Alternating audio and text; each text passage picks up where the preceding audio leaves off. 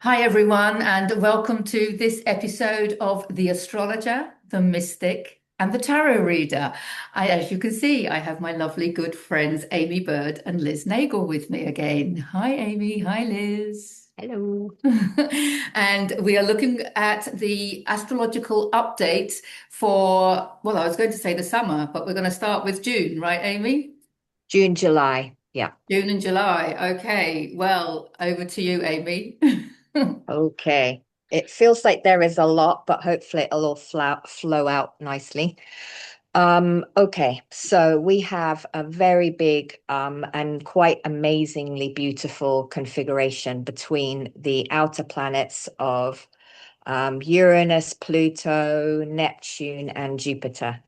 And so they're all at kind of 4 degrees, where they will be at 4 degrees at this point, where they all kind of flow together, which is basically it kind of all becomes exact in kind of mid to late July.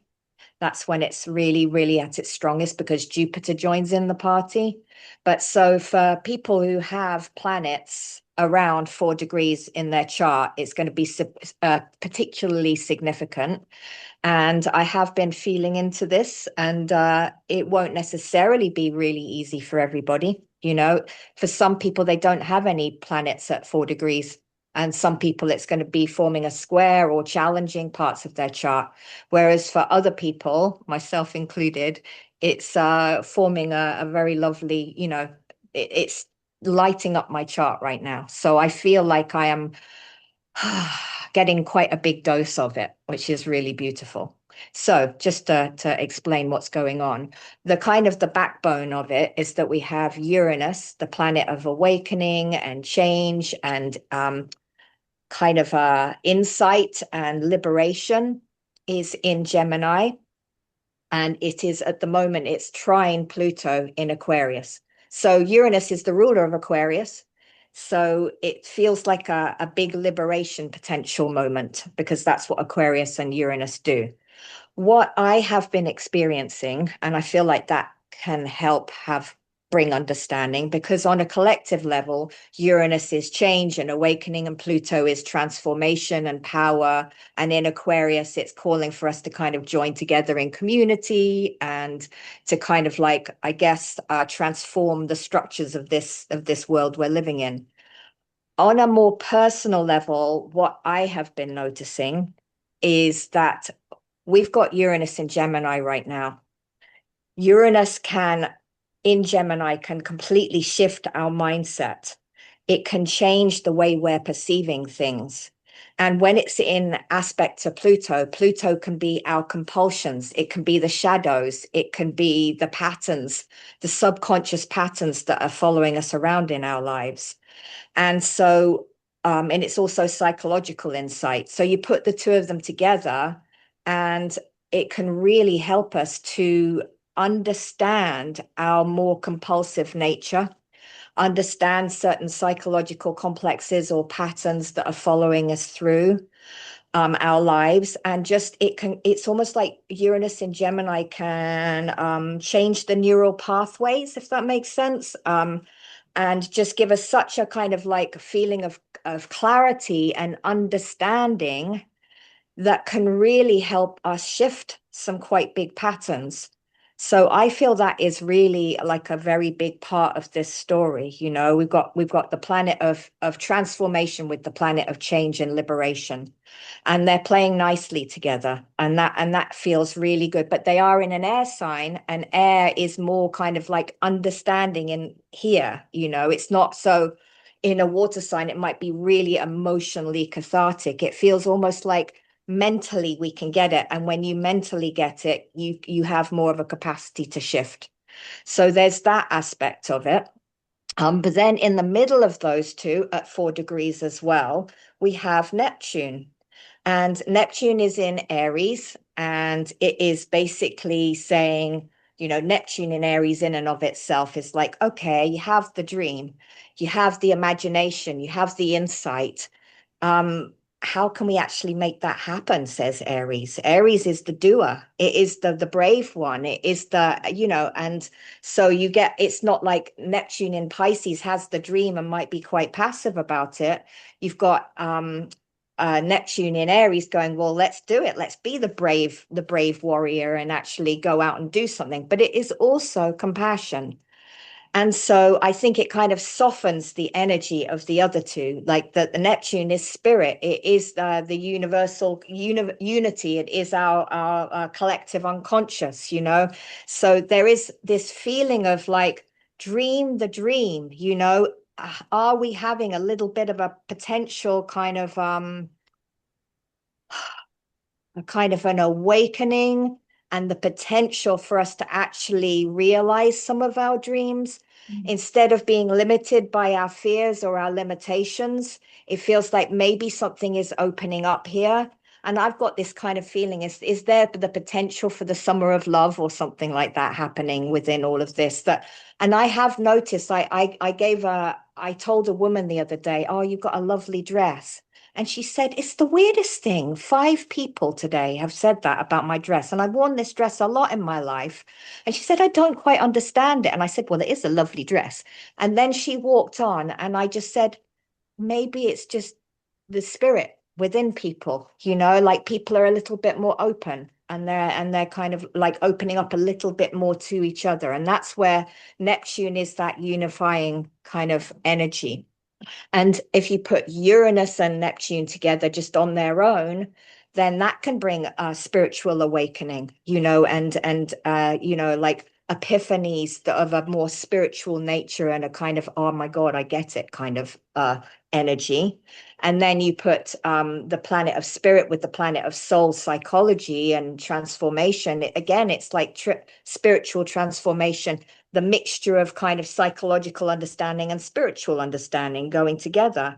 But I feel like Aries is a big part of this story as well, because Aries can do. It has the courage. It has the initiative. It has the pioneering spirit. It's willing to go to places that maybe we might usually be afraid to go. So it's like, if you can dream it, you can do it kind of energy. And I'm not saying that in some kind of woo-woo way, I don't think. It's just like the energy of it just gives a little bit more faith and trust that we can do that. And so then we've also got Jupiter joining in the party a little bit later. Jupiter goes into Leo on the 30th of June. And so it's a little bit faster than the rest. So it'll catch up I think around the 19th of June or around there, I mean, July, sorry. So yeah, so basically it'll be building up into July, into kind of like the end of July. And Jupiter in Leo, oh my goodness, like that is just, Jupiter is like growth and expansion. Leo is like following the heart. It's joy, it's creativity, it's generosity, it's confidence, it's like expression of self, it's romance, So I think that the combination, if you put Jupiter in a lovely trine aspect with Neptune in Aries, there's this sense of like being inspired to create something, and just in and of themselves, Jupiter and Neptune are the rulers, co-rulers of Pisces. So this is like faith and trust, and a feeling of like maybe a little bit of a resurgence of hope, and inspiration and living from the heart, not fear, and kind of being brave enough to step up. Yeah, and then Jupiter and Uranus is expect the unexpected. I think the Uranus piece is quite important. We can have quite radical shifts of perspective that can change everything. And I do think it's our mindsets. And if you change the way you think, so much can change. You can actually really get yourself, not get yourself shift out of some quite big patterning that has been going on through our whole life. That's the Aquarius piece. The Aquarius is saying we can liberate ourselves from our conditioning, our programming, these patterns that don't serve us anymore, And then Pluto is our more compulsive self. It is that kind of like that part of us that just tends to do things the same way because it's like it's in shadow, and it's kind of that part of us that is like, maybe we can't see it sometimes, maybe it's hidden underneath the surface. But anyway, Jupiter and Uranus is, yeah, unexpected opportunities coming our way, a lot of creative ideas and kind of openings that might come out of the blue. So it really favors creative action and new ideas and getting out of old mental habits. So that feels really powerful. So that is kind of like quite the setup there, that just them in and of itself. But then there's a little bit more of a backdrop as well, that we've got the nodes of the moon are at the very end. At the time that all of this is happening, we've got the north node in Pisces and the south node in Virgo being at the very end, the last little foray, and that ends on the 27th of July. So as all of this alignment of planets are kind of coming to a head, which is into July, it's building now, definitely, but it'll be into July and kind of coming to a peak as we move through July.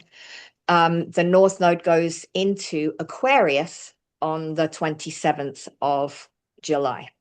So I guess what we're experiencing right now is like we have been and are having this experience with the North Node in Pisces of letting go of certainty, of allowing, of just kind of like, we don't need to have everything in control or figured out or analyzed or whatever. Just go with the flow and have faith that somehow, no matter what our experience, whether it be that we're going through the shit, whether it be that, I don't know, whatever it is, that experience that we're having, just allow and allow it to be, and just to be in flow, I think. And so, and kind of then we've also got it going into Aquarius and the South Node being in Leo, and that's going to be the following 18 months, which shifts everything into air and fire, a lot into air and fire, which is very dynamic, very yang. And so there's this feeling of if the South Node is in Leo, and it can be a bit, it's all about me and I have these special gifts and everything. And whereas the North Node in Aquarius is saying, well, how do we all take our unique and special gifts out into the world and actually help humanity? And who's more special than anyone else? Nobody. And with Pluto being in Aquarius as well, in this sense that ultimately, I think that if we focus on our community and this kind of sense of the grassroots and how can we be a better part of our own community and show up, and what do we all have to offer? There is that sense. I think that are we being called to kind of live the dream now, and take it out and be creative and make things happen, and so there's that part of things. So yeah, but I think in the meantime, as all of this is happening, remember that we are still in Pisces until the 27th of July. So this is the last moment of just let go, surrender, allow the flow, and then the ruler of Pisces North Node, Neptune in Aries, is going, but you can have the flow and the dream, but then we can actually make something happen with this, because Aries says we can take action and do something. And then just one last thing before I end. We do also have one planet at the moment of the slower moving planets, or asteroid rather. Chiron has just moved into Taurus. And it's interesting because if we're in a time of change, and bearing in mind the first Uranus Pluto, the conjunction, the seed of all of this happened back in the 60s when there was the conjunction, and that was, the civil rights movement, the Vietnam War. There was a lot of revolution going on at that point. So this is a more gentle revolution because it's a trine. So you have these like potential for change, potential for like anything's possible kind of energy in our hearts, Chiron in Taurus says, it's asking us to do some healing work around that sense of feeling safe in the world. What does this mean to my stability, my sense of being okay in the world? Taurus likes things to stay the same. It likes things to, it's that part of us that may cling on to security for long enough that we might have outgrown it, but there's so much energy at the moment calling for us to trust and to allow change to happen, that it's interesting that Chiron is in Taurus, calling for us to listen to our bodies. Taurus asks for us to listen to what our body is telling us, to recognize where we might have scarcity mindset, where we might get stuck in situations because we're a little bit of afraid of what it might mean for our financial situation, for instance, and things like that. Or just on a more deeper level, our sense of security and capacity to survive in the world. So yeah, it's all quite interesting. I think that the combination, and just for the very, very last thing I wanted to say is that this Uranus Pluto thing is basically, I've got this written down, it's going right the way through until 2028. We're going to have it repeating, but we are not going to have this same configuration between all of these four planets going on. And that's what is uniquely powerful and special about this particular lead up from now into the end of July. So that was a long one, but there's probably more I could say, but yeah, I think that's in kind of well, that's just what popped out in the here and now. So yeah. Wow. I can see what you mean about it all being this transit affects this one and affects it. And what you're doing is really making that bigger picture from all of it. Liz, do you have something to share? Just that when you were saying there is something about Taurus just at the very end, it's probably all I can retain. You were saying about, yeah, Chiron in Taurus is maybe asking us to heal that fear of that existential fear that are we going to continue to exist? And okay, from the higher perspective, that's what I'm here for, right? It it is about allowing our egos to completely dissolve into the Aquarian sort of we are all one.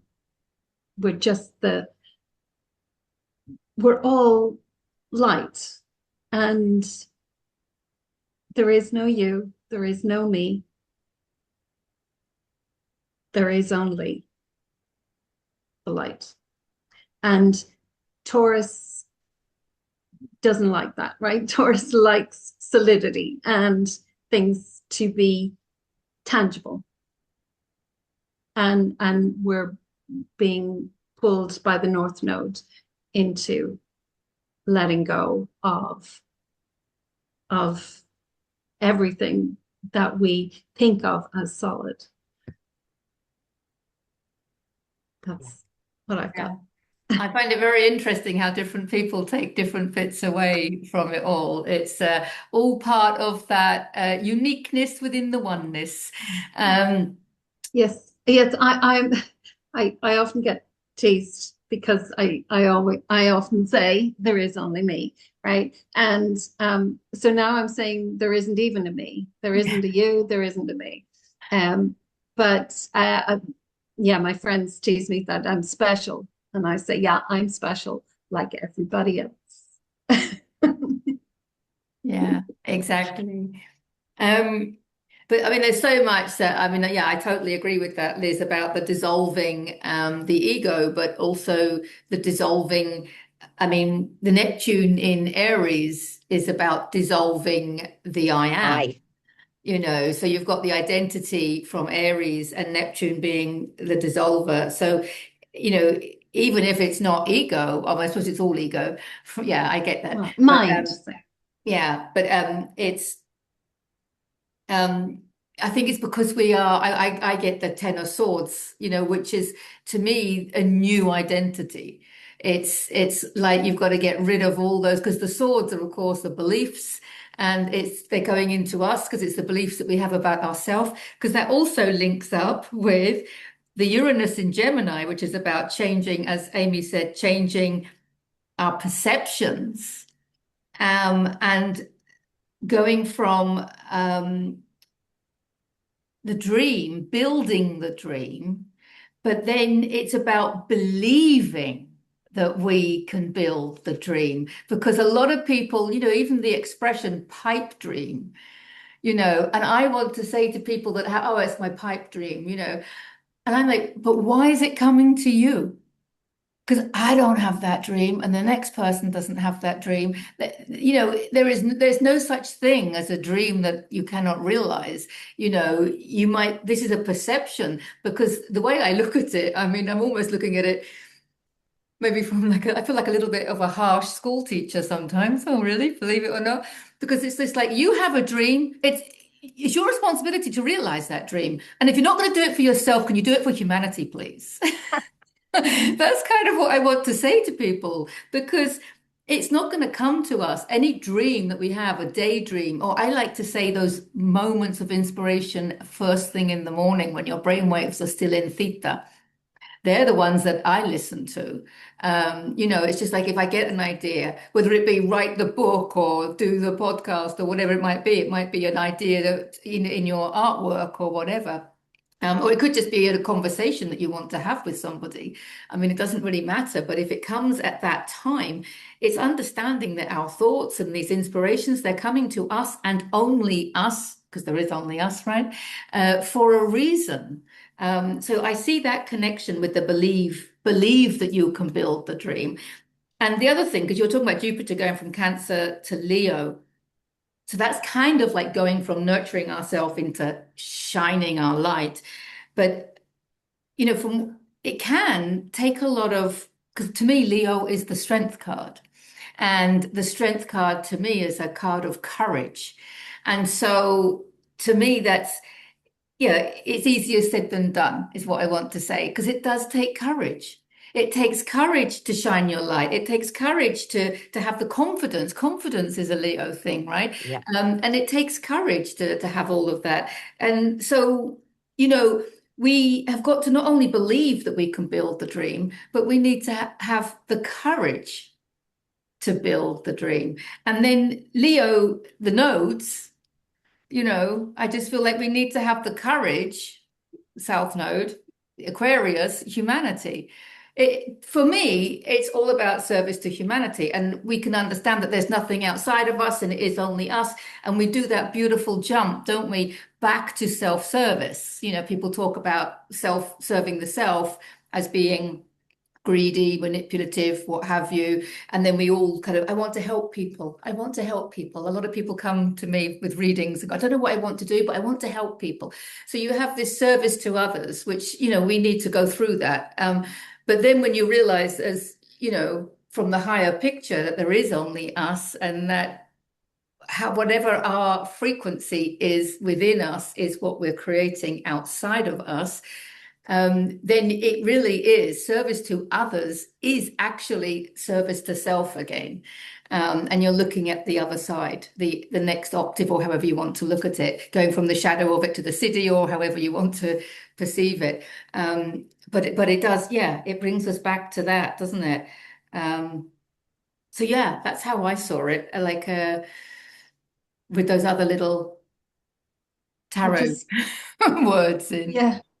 I just, pipe dream, like I think we have been in the pipe or in the shell of the crab cancer shell, and we've been in the pipe, and now it's time to step out into the sunlight, and it does take courage, but we have no choice because the pipe cleaner is coming up behind us, pushing us. So it's better to just rather than stumble out because we've been pushed, it's better to take that lead. Yeah. Yeah, I've seen quite a lot of that lately, actually. I did a reading for someone And it was basically about, when is she going to leave her day job? And, the cards are all for, well, you can leave it now. You're ready. You've got everything you need, but she was still doing, yeah, but I could wait till September and blah, blah, blah. I'm like, fine, yeah, whatever. I mean, the cards aren't going to like push you. But it was quite funny because I got a message from her the other day and she just said, I've just been sacked. And it took nearly all my stride. I mean, I literally went, congratulations. Yeah. But she knew she was on it. She was just like, yeah, I've just been sacked and I know it's a win-win-win situation. But it's just a perfect example of if you don't do what the universe is asking of you, not just the universe, your soul, if you're not doing what your soul is asking of you, then the universe will do it for you. Yeah. And it might not And be so pleasant. yeah, and I do also wonder whether I'm intrigued to see how all of this works because will work, will kind of like play out in a way because it does feel like with the Uranus part of it being, and Uranus is such a big player within all of this, as are they all. But it's like, how can a shift in our mindset make all the difference in the world? To like, what makes you think you can't do something 1 minute and then just you have that faith and trust that somehow I've just, what is that shift, and what a beautiful, I feel like we've had such challenging astrology for quite a long time in a lot of ways. It feels like this is some kind of like a beautiful gift that's coming that I'm really intrigued to see how it all actually plays out for humanity and individually, and yeah. So, and the other thing I do want to kind of accentuate and stress is that it's not going to be a walk in the park for everybody. Uranus might be squaring one person's, or Pluto might be like squaring their, and that could be a little bit more of a like, oof, a difficult moment. But as an overall thing for all of us, it feels fundamentally like it's going to be a very kind of flowing time, if that makes sense. So Well, It's that that there is. perception that you said about the shift in perception, and I think that is going to come with, like you've just said, Amy, a realization that we can do whatever it is we're and inspired. epiphanies, oh, But a that moment also, of clarity. yeah, but that also comes with a need for courage. It reminds me of when I got the message to write my first book. I remember it was the dragonflies, when they come and you're like, whatever you were thinking when you see the dragonfly, that's what you've got to do, right? And it was like, I don't know why I was thinking about writing a book, but I remember just dismissing it. It was just like completely dismissed. And then the second dragonfly came, and that made me think, oh, well, what would I write about? I don't know what to write about. And then, I dismissed it again. And then there was a third one, and that's unusual to see three of them together. And I was swimming in a pool at the time. And I remember getting out of that pool, and I actually felt quite overwhelmed because I realized that I had to write the book. It was like the message was so bloody clear that I knew I had to do it, and I had no idea how. But I knew, and I remember having almost butterflies in my stomach because I was thinking, I've got to write a book. I've got to write a book. That feeling. So there is courage. I'm bringing it back to this courage, even if it's in your soul plan, even if it's your pipe dream. It doesn't matter. There's still courage because there's a very high chance, what with the Great Awakening going on, that whatever it is that you're doing is something maybe going Out of the against the comfort grain zone. or, yeah, Yeah. definitely outside your comfort zone. Yeah. Yes. And that, of course, absolutely. And Aries and Leo both have courage in each in different ways. Aries is the courage to step into the unknown. It's the pioneer. It's the one that goes first. Cool. Yeah. So, and to into uncharted territory, which is where we're all going. Yeah, it's an exciting time to be alive. That's for sure. Whoop. Definitely. Did you want to add something there, Liz? Did I interrupt you? No, I was going to add something. I've no idea what it was now. Oh. So you obviously covered it. Put your hand up if you remember it. Because I've just pulled a few cards just to see what's going Right. on from a card point of view. The one on the bottom is the Knight of Pentacles, which is kind of interesting because we're talking about things happening quite quickly. Yeah, go on, hand up.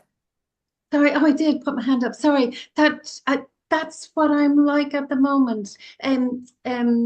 You know this, Deborah, but Amy did my solar return because it was my birthday last week, and she did my solar return reading, and it was all about, you have to get out there and talk to people, and communities around you. What you're always telling me, what the cards are always telling me. And yet I haven't been well, and I've had to completely retreat from everybody and everything, even so much as turning off the Wi-Fi and turning off my phone, and not going to concerts that I had booked and was really looking forward to going to, and seeing people that I wanted to see. I was forced back inwards, and which goes against everything that my star sign, my stars are saying, and the cards are, because Deborah, you did the reading for me for my birthday, and everything is talking about, shine your light, Liz, get out there, communicate, move from your south node to your north node, which is in Libra, and it's about getting out there. And yet I have literally had no choice but to come in and just stay quiet and silent in the dark. I've one shutter open just to let enough light in, and I'm literally in retreat. And that, to me, sorry, the Knight of Pentacles just reminded me. Yeah. But see, but to me, this makes perfect sense because if, Jupiter is Tell me how it makes sense, because I'm well, no, to really. me, it makes sense. And to the cards that I've just pulled, it makes perfect sense. And also to the astrology, because Jupiter going from Cancer into Leo, right? It's not until the 30th of June, right? I know that's a week away or what have you. But Jupiter in Cancer is all about nurturing yourself, right? Whereas Jupiter in Leo is more about shine your light. But we're not there yet. And this is what's interesting. You talked about, like events and stuff. I might have something in the diary and I might think in this moment, I really don't want to do that. And yet it was something that I was inspired to book. Right. And so I think, but now where I am now, I really don't want to do that. But something tells me that when the time comes, I'm going to really want to do it because that's the whole point. We need these moments. That's what he's saying. He's saying, slow down when you have the opportunity to slow down. And also, he's earth, remember, this is about grounding. And I want to say as well, because as a truther, this is what's happening now is we're not just seeking the truth.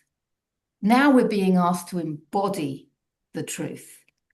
And that takes authenticity. That takes the courage again. I'm bringing it back to courage. And it takes, for that integration and that embodiment of it all, it takes the slowness. It's the slowness, it's the stillness that is the access point to acceleration. And I don't want to jump because I've got a card at the end. Let me show you the cards because they're spot on. So go on, hand up. You may speak. It's just reminded me of something a dear friend said to me when I was talking to her about how I have this feeling that change is coming. All of this astrology is tapping into my chart, right? She said to me, this feels like the Knight of Pentacles. She said to me, imagine that you're a kind of a vehicle or something, And so you've got this feeling that change is coming. Maybe you've got some fears coming up, there's a lot comes up around change. So first of all, slow down. And then secondly, lighten your load. So that's been my motto, is like, I'm slowing down so that when it comes to maneuver, I'm not carrying so much. And then I'm also can move because I've slowed so I can see what's coming more easily. Mhm. And that felt like really good advice for me in this moment. So I've just started purging possessions and thinking I'm going to get myself ready for this change. But yeah, that just feels like that felt like that card to me. Definitely. Yeah. Definitely. It's so grounding. And let's not forget it's abundant, But what I love about him, of course, you're totally protected. You're protected by your level of consciousness. Horses are positive movement forward, whether they're going quickly or slowly. But he's also not the queen or the king. So, it's like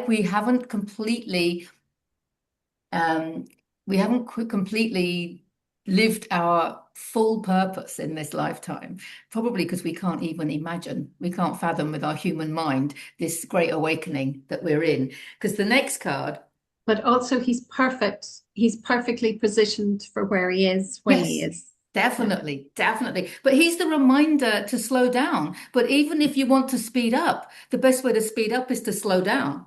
I remember when I was writing the last book, it was like every morning I would come in and I would meditate. And then from that meditation, then I would write. I mean, and then I could write really quickly, automatic writing. If you want to do anything quickly, slow down. And I think that's the way it goes. So the next card is the King of Wands, right? So there's Ooh. your fire. The king is top of his game. And this is what going back to what we were saying about building the dream. He's a manifester, right? And of course, wands is physical action in the physical world, believing that you can do it. Um, but this is who we really are. I want to say we are totally equipped to carry out our full purpose. So that's why I often say, if I'm obviously not meant to be a model or a ballet dancer in this lifetime, because we are totally equipped to be top of our game as long as we understand what our own passion is. Wands is fire, it's bold, it's courageous again, but it's our passion. And we are totally equipped. It's like, the ability to swim is built into the fish. The ability to fly is built into the bird. We're keeping Liz up. We all, It's because no, you're obviously speaking the truth. but we all have built in what it is that we're meant to do in life. And that's what the King of Wands is saying in this reading. He's saying you have everything you need to build that dream. Okay. Yeah, and once that definitely reminds me of Neptune in Aries trine Jupiter in Leo. They're both fire signs. It's the dream, but that Jupiter is like so confident in Leo, and it's also the inspiration, the enthusiasm of the fire, and what can take hold when you ignite the match. Yeah, Yeah. definitely. That's what I see this card being. It's basically our full potential. Because what's coming up next? Was that a Fire hand? horse. Fire horse. Fire Oh, I Fire, see. horse. fire horse. Fire It's the horse, year of the fire fire horse. horse, Yes. fire horse. Right. So the next card, we've got the five of wands. See, Ooh. now this is perfect because Amy's already said, depending on whether you've got planets at 4 degrees or whatever it might be, this might not be a walk in the park. And this is your not having a walk in the park. But it does show instability. It's a card of instability. It is a card of drama. And I think it's really important to understand that the outside is a reflection of the inside. And we can see the instability and the drama going on the outside. And it is a reflection of what's going on the inside because we weren't brought up to understand this stuff. We weren't taught astrology and tarot in school. We need to be, obviously. So this is how I felt, like I've just said, when I got out the swimming pool and realized that I had to write the book. This is how I felt. How am I going to do it? No, I can't do what, but that instability, that feeling of drama. Oh my God, And it looks like it's in conflict. It is. It's an absolute conflict card. The five of wands is very much conflict, physical in the physical world. as opposed to the Five of Swords, which is mental conflict. So this is actually dramatic. But what I like to point out is if you have a look closely, you'll see that they're all kind of children just trying to kind of do a one-up on the other one. It's quite ego-based. We were talking about dissolving the ego with Neptune in Aries and stuff like that. And I would say also this change in perception, the Uranus in Gemini, stand back, and look in. But don't wade into this. But we might feel like this, but Slow if you down. do feel like this, remember him. He's saying just a little bit of solitude, silence, and stillness. Slow down. That's what he's saying. You don't have to wade into the drama. You can choose to perceive it from another angle, from a higher perspective, I want to say. So I think this could be part of the journey for many people, as you were saying, because the last card, we've got another knight, and look how fast he's going. Now he's the heir, he's the Knight of Swords. So this is your Phew. heir. You've got, like you say, the North Node, Leo, going into Aquarius. There's your heir. This is your Uranus in Gemini, heir. And also, this is what we were saying, stillness is the access point to acceleration. This is the card in tarot that relates to acceleration. It's the fastest horse. This is the slowest, and this is the fastest. So if you have that pipe dream or that desire or whatever, and now you're realizing, because you're watching this video, and now you're realizing that, oh my God, I've got to do it, you might be feeling a little bit like this. And this card tells you that everything you need is already in you because it's your dream and you were created in this special way to be unique, to be able to manifest this dream. And they're saying, slow down, and there's your acceleration. Yeah. Oh, sorry, go on. You go. Well, I was just going to bring back to me because there is a so the reason that I'm in seclusion is because noise, any kind of even birdsong is annoying my head at the moment. So, and any kind of noise and the heat, and it was 38 degrees here. So noise and heat and it's like drama, it's like heat of if you can't stand the heat, get out of the kitchen. So I'm retreating into the cool. If you can't face the music, you retreat away from the music. And so that's all the drama that's going on. And I've been forced to retreat. And like what I noticed about those two horses is they're facing different directions. So, it's like well,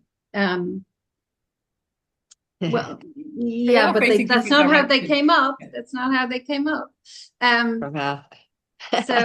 So it's like the Knight of Pentacles is looking back and reflecting and standing back and reflecting, so that you clear the path, or clear the head, so that you can have all fresh thinking going forward. And my feeling about it is that it's that kind of, just if you slow down, that when it comes time to get into that Knight of Swords, you slow down sufficiently to see when it is you're supposed to turn. Yes. That's the golden rule of driving, isn't it? If you can see what's coming a little bit more clearly if you're not going quite so fast. So, but it looks like from that Knight of Swords that there is the potential for it speeding up at some point, for sure. But before that, we need to slow down and be a bit more circumspect, maybe. Yes, but he's what I was saying about the theta brainwaves, because these would be your brainwaves. This is ideas, an inspiration that comes. Yeah. And if it comes in the morning or whenever, through meditation or whatever, or when you're engrossed in your creativity, that's your very Leo thing as well, isn't it? So when you're engrossed in whether you're painting a picture, doing a puzzle, or whatever you might be doing, any ideas that come, this card is saying run with it. Doesn't mean going too fast. It just means run with that idea because it came to you when your brain was in a really receptive state, or when it was still in your half dreaming, non-physical world, Yeah. and then they're the precious nuggets Even of wisdom as far as I'm concerned. Yeah. yeah, and even just take a step or two, you know, you don't have to step straight into the conflict, it's just take an easy step towards the inspiration, towards the idea, and see where that takes you. And sometimes I was thinking this the other day, because we have free will, it's just so important that we just take a step. But I don't even think it has to be the right step sometimes. Sometimes, it's just, I think the step that you're taking, and whether it be big or small, whether it be one that carries you all the way or you realize, oh, that wasn't right.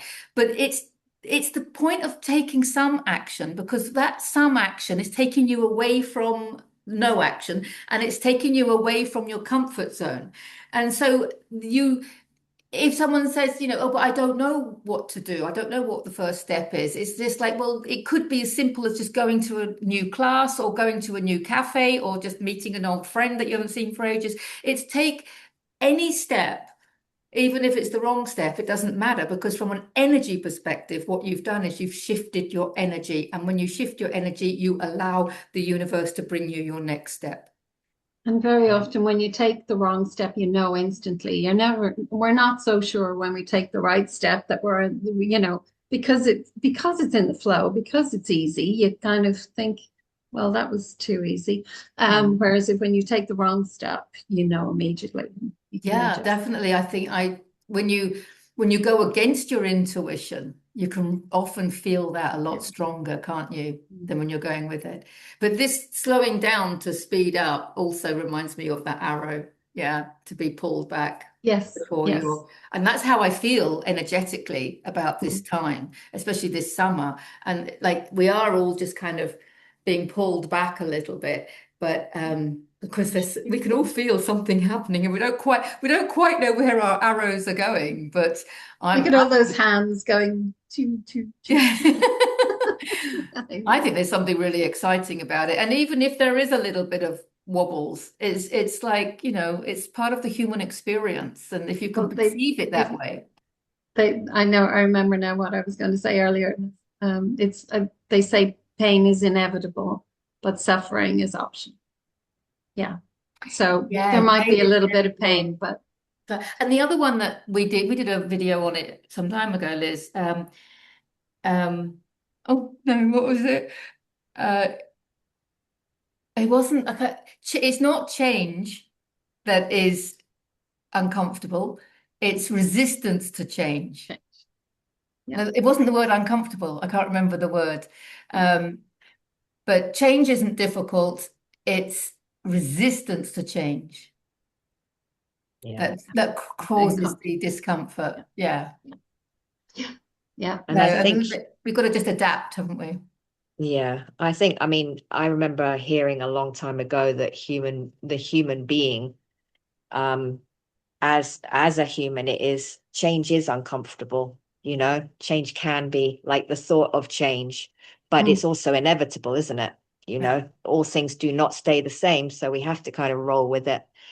Maybe that's this Chiron in Taurus business. Maybe that's that Knight of Pentacles is like, okay, like let's stay grounded in all of this. And there can be a little bit of like the resistance of Taurus that resists change. But it does feel like with all of the other planets that the change is kind of inevitable. So It's coming anyway. So in that way, we don't have free will, because the change is coming and whatever. The only thing we have free will about is how much and whether we resist it, and how we react to it. react to it. Slow down. Yeah. See the turn coming. Yeah. Wow. Oh, goodness. It's Yeah. exciting time, huh? Yes. Yeah. I did just want to say something a little bit from my own perspective, if in case it is illuminating, because I really do feel like a big part of this is and I've had a good dose of it this week, where I got to see a very huge pattern in my life. I've got Pluto square my nodes, right? And Uranus is forming a trine to my Pluto right now, as it is to Pluto, transiting Pluto. And I basically got to see, I'm not going to go into detail about it, but I really got to see a pattern that has plagued me my entire life, so clearly that it enabled me to not repeat it as I have done my entire life, but to actually see it and go, right, okay, I see what's going on here. And that felt so unbelievably powerful for me. And so I feel like that's a part of this shift and the breakthroughs, that our potential is literally just my compulsion to be a certain way. That part of me that's kind of in shadow and just has been dictating my life. Pluto is our soul evolution and our path. It's hard sometimes, especially when it's square your nodes. And so I just feel like that must be a part of this summer, is that the breakthroughs that can come through seeing the pattern. Pluto understands where those patterns come from. Neptune says, I can imagine another way of being. And then Aries says, I'm willing and brave enough to become a new version of myself, potentially in Aries.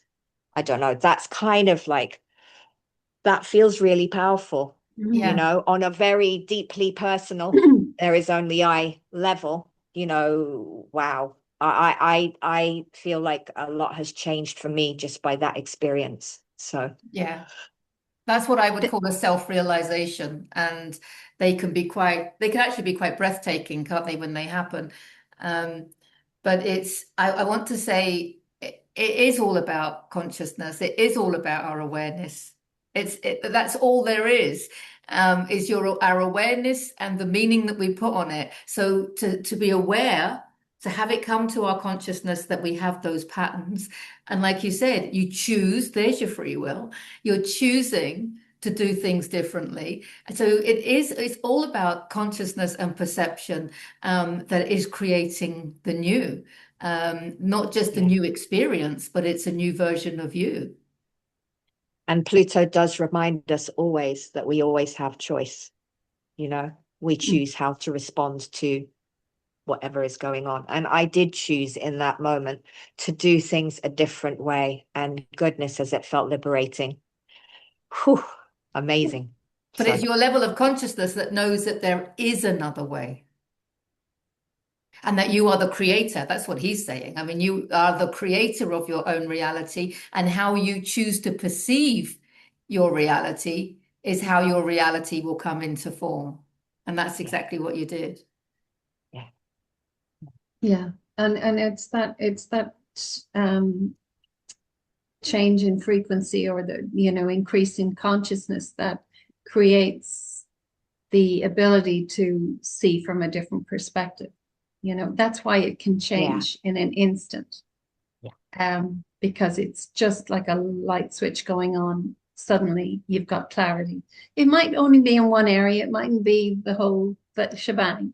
But you get clarity in one area, and it shifts everythgive instantly. It felt like Uranus and Gemini mind blowing, and it felt like I will give myself a little bit of a what is it, a pat on the shoulder, yeah, fat pat on the back for the greater self-awareness that I have, that enabled me to see it, Yes. and Not deny it, and actually have the courage to do it differently. to act on it. That was the scary part. yeah, Yeah. yeah. Perfect example, Amy. Thank you so much for sharing that. Yes. I think that's really important. And I love what you said about, yeah, turning in an instant, turning on a dime. I feel like I've been saying that quite a lot. And what with, Uranus in Gemini, Gemini is also communication, and it could be something like a text or an email. Conversation. It could Yeah. just be an email coming into your mailbox, your inbox, that offers you something that's going to change your life. It might just change a little part, but I'm feeling those, that's communication. That's, it's changed. Just it can turn on a dime, can't it? One email can come in with an offer or something and puts your whole life in a new direction. So, and believing that, because, I want to say maybe the older generation, I don't know whether it's got anything to do with age, but, and I Liz is don't going to know. say there is only me, but there's this, I do hear from various parts of me, obviously, that, oh, but you can't change it. You can't change that. You That's can't the teach an way. old dog new tricks, Yeah, or that's the way it is. yeah, you And that's the can. way it will always be. I mean, if you have that attitude, then you have no understanding that you are the creator of your own reality. I think Mm. that's a really important point. I mean, I bring it back to that all the time. Understand how you are the creator of your own reality makes things an awful lot easier, doesn't it? And Absolutely. I posted a video in my group this morning about from the Monroe Institute. Maybe you could put a link to it, Deborah, under this.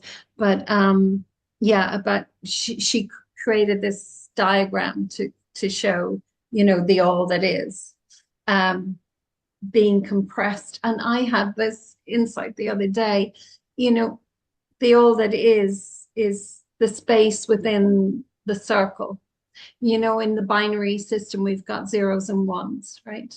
We've got zeros and ones and zeros, the whole binary system that, everything in the digital world is built on.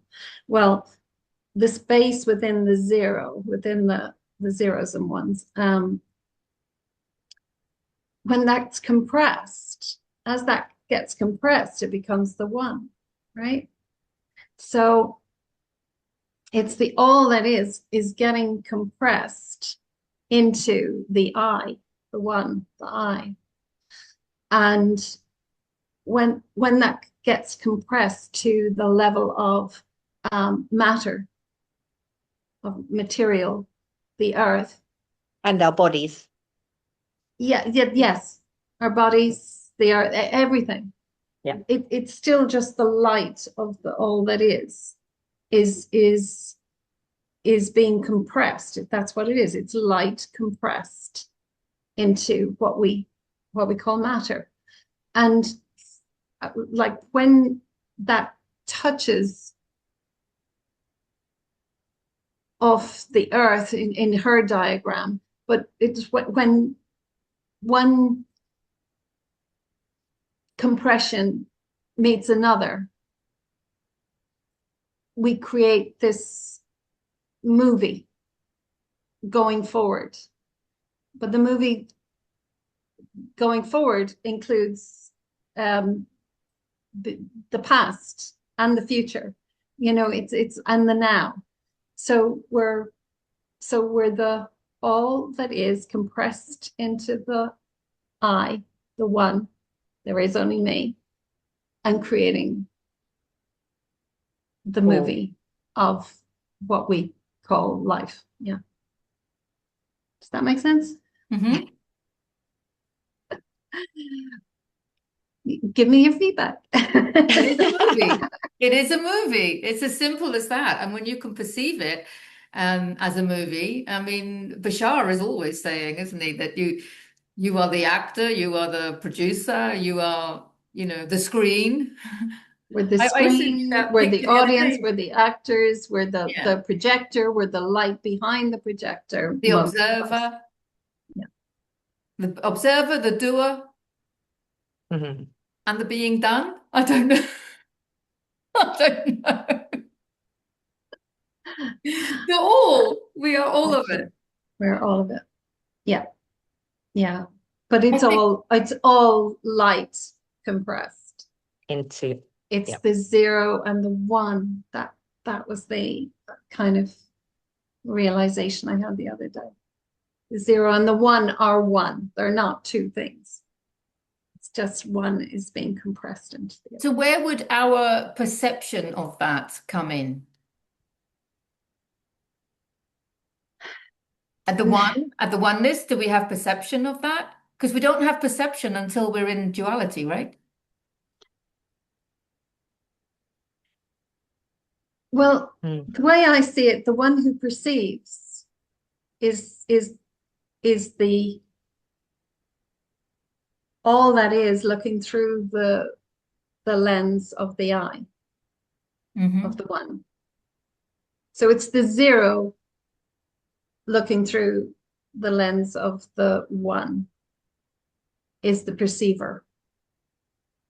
And if one of the things I learned when I was writing the last book was if that perception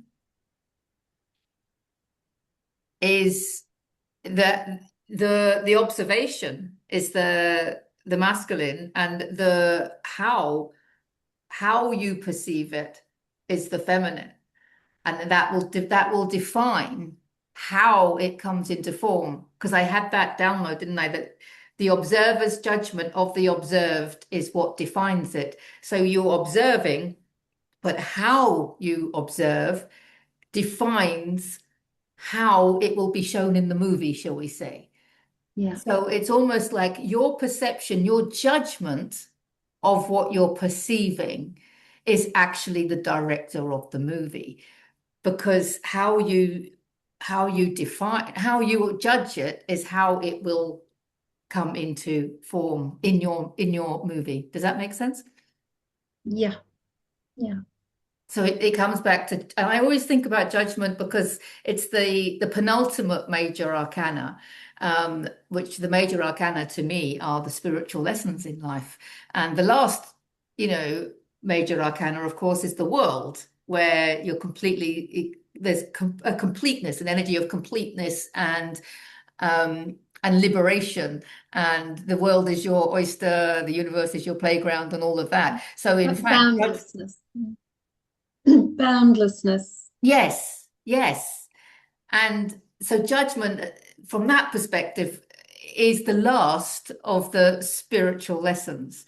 And I always think of that because releasing our judgments is probably one of the most difficult things to do. But when you understand how powerful our judgments are, when you understand that it's our judgment of something that is creating it and keeping it in our reality, even if it's something you don't prefer, when you understand that, that helps you release your judgments. Yeah, I think having the judgment isn't the issue as much as attaching an importance to it and identity and holding on to the judgment. It's like I can have lots of judgments. I can have judgments that the cat shouldn't jump on the table while I'm on here, but I can let it go. And it doesn't mean it's truth, right? Yeah, no, it does mean she's rocking the table, but it's like, but it doesn't mean it's truth. I can have the judgment, and then I can let it go. So it's holding on to it, because a judgment isn't just a judgment about an object. It's also a thought, a thought or a perception or an idea is also a judgment. They're all judgments. So when we call them judgments, it sounds like, oh, we're giving out about somebody or we're bitching about something. But if it's an idea, then it's a little bit more open. Our judgment of the word idea is less restricted than our judgment of the word judgment. And so we have to not be attached to any idea, any thought, any judgment. Or any person. But if our judgment even ourselves, especially ourselves. But if it's our judgment of what we're observing that's bringing it into form, then if we have no judgment, what happens to the form? Yes, so that's why it's all right to have judgments, so long as we and ideas and thoughts, um, because that's what brings life into form. So it's about having higher consciousness judgments, Well, just higher consciousness more about our loving. judgments. I mean, it's like you might have an idea to make ice cream. And, maybe some people might think ice cream is like the worst thing in the whole world. But it's okay to have ice cream sometimes, but just don't only eat ice cream. Do you know what I mean? It's all right to create anything so long as we don't keep recreating it. It's like what I said, it's like what we were saying about taking a step. It doesn't matter if it's the wrong step, so long as we use that information to change course. Yeah, because when we get attached to something, it's that self-fulfilling prophecy, isn't it? We're labeling something and then that's how it will be. I listened to Elif Shafak talking the other day, and she was talking about the Epic of Gilgamesh, which I haven't read, but she explained it, so maybe I don't need to know. And she said that this Epic of Gilgamesh, which is probably the oldest story we have as a humanity, it's been around for years. It's the oldest written story, and presumably it was around for a long time before it was even written down. So the Epic of Gilgamesh, this guy Gilgamesh goes through his life and basically fails at everything he does. Every project, every relationship, every idea he has, everything fails throughout his life. And at the end of it, he hasn't failed because he has the wisdom of experience. Nothing was a failure. Yeah. And so, like, that's so beautiful. So it isn't about creating only beautiful, high consciousness, perfect things. It is about creating everything and not being attached to it and recreating the bad stuff over and over and over. Yeah. That reminds me of the North Node in Pisces, South Node in Virgo. It's not about creating perfection. Life can be messy and a bit chaotic at times. It just is. Accept all that is. So, when you were talking earlier about the compression and everything, it reminded me of Llewellyn. I went to see Llewellyn Vaughan Lee talk. He's a Sufi teacher. And he said that he had this kind of awakening when he was younger. And it was like this big, moment for him. And in that kind of period of time where he just had it, he was walking around and he could see everybody's light. He could see light coming from everybody. And he said, if only everybody knew that they are light. Yeah. If only you all knew, and it was just so beautiful. And I've always remembered that. So I just felt a little bit about what you were talking about earlier. We are all light. Yeah. Perfect. Yeah, that's beautiful, Amy. Yeah, and I think that's a perfect place for us to come together and say, is there anything else you want to say or share before we say goodbye? No. Fun. Yeah. Or not, probably a bit as the longer case than may be. usual. Sorry, what did you say, Amy? I said have fun or not, as the case may be. Have fun not having a fun. Yeah. Enjoy your misery. Enjoy it all. Yeah. Roll with it. Go with the flow. All of that. It reminds me of a quote that I saw the other day. Your happiness is not a betrayal to those who are suffering. It's actually the fuel that will help them. I thought that was quite a nice one as well. Very beautiful. Thank you. Thank you, Amy. Thank you, Liz. And thank you to anyone who's got to the end of the video. So this is goodbye from the astrologer, the mystic, and the tarot reader. And we will see you in the next video. Bye for now.